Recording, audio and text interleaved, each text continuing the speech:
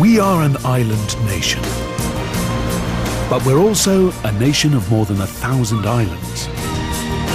I've always wanted to know what it means to be an islander. So I'm travelling through the islands of Britain. From the remote north, oh my God, to the sunny south.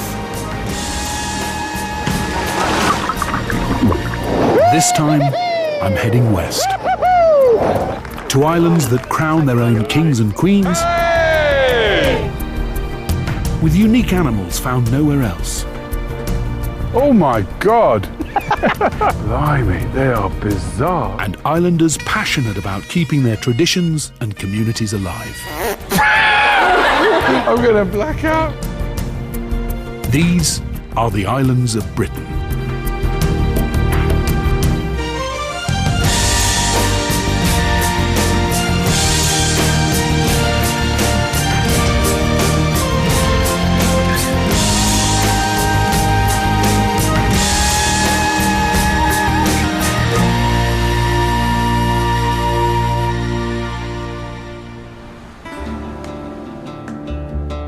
I'm travelling west to islands off the coasts of England, Scotland, Northern Ireland, and one or two in between. Is life different on every island, or is there something that connects them all? One thing's for sure, most of them are a mystery to mainlanders like me. And the island I'm heading for now is apparently one of the strangest in Britain. I'm going to Peel Island, which is one of those small islands that gets cut off from the mainland at high tide, but at low tide you can walk across the sands to it. But it has its own king. Only 2 people live there, and historically, the king of Peel Island is the publican. And today is his coronation.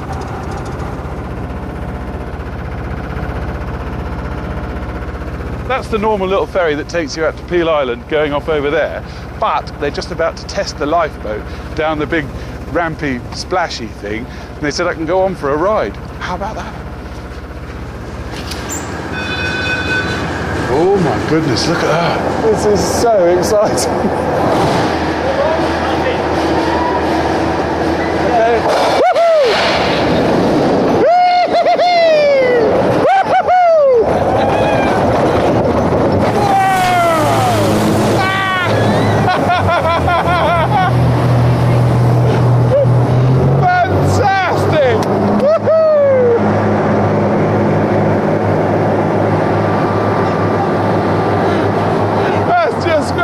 Absolutely nothing to do with the islands of Britain, but what a laugh!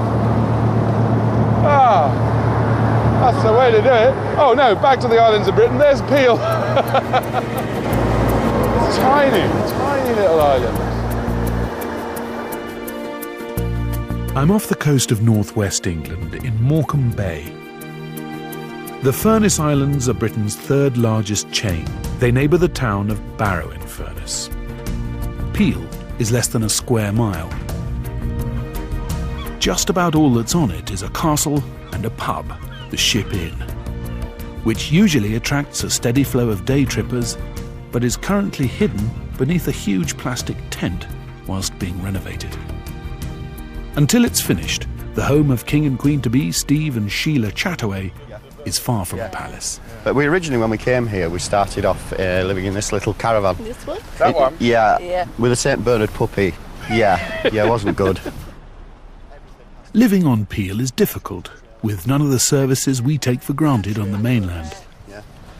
So we've no electricity, we've only had running water for a few years. You know, there's no spares, you can't go to a shop. You start learning to do different skills, vehicle maintenance and things. Steve and Sheila put up with the hardships because living here has been their dream since coming on holiday as children. Now, when the last ferry load of tourists go, they have the whole island to themselves. And what's it like when the punters go and it's just the pair of you? Lovely. It's fantastic. Is it? Fantastic. Yes, when we first found out that we'd got the tenancy of the island, we came up here with a bottle of wine, didn't we? Yeah. We just sat here and we just noticed that my family name is carved in here, James Boylan. And I didn't know it was there before. So you come from a long line of vandals.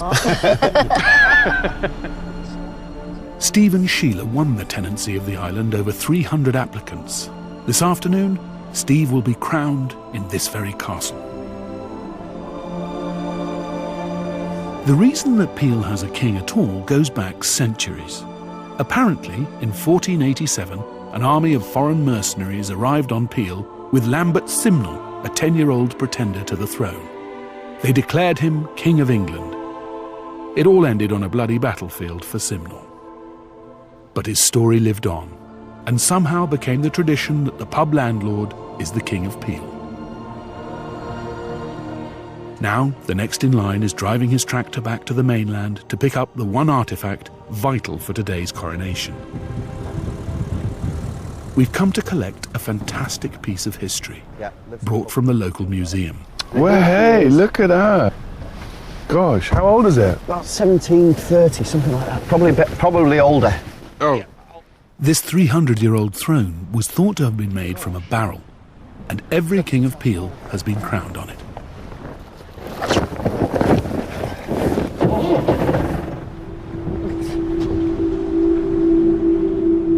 We have to hurry back to Peel before the fast-moving tide cuts off the island.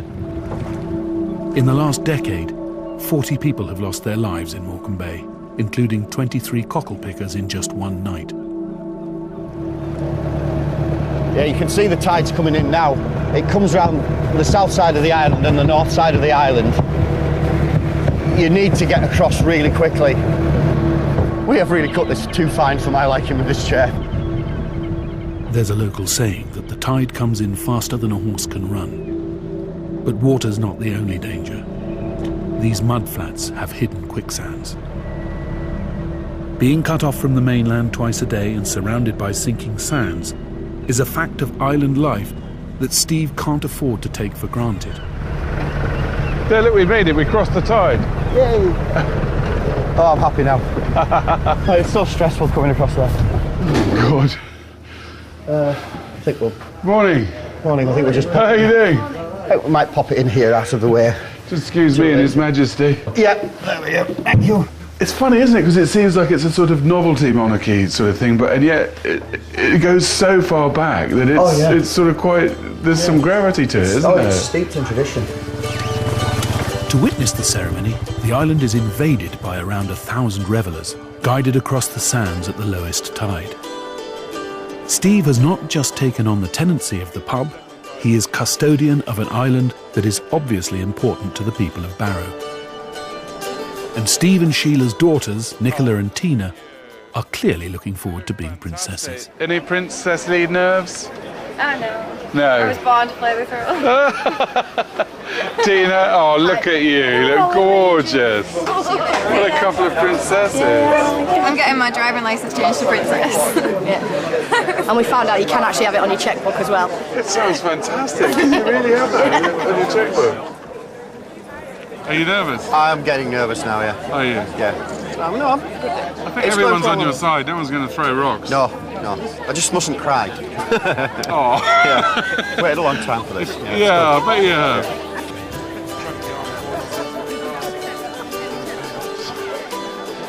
Ex-King Jack Nicholson leads the throne, the Mayor of Barrow-in-Furness, and an army of supporters to the castle.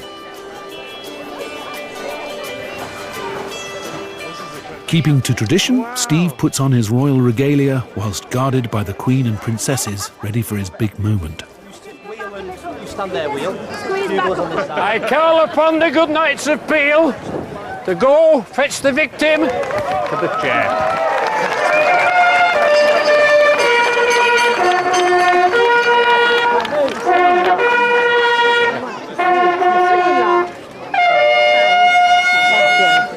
To all assembled, I have the honour to be the new King of Peel Island.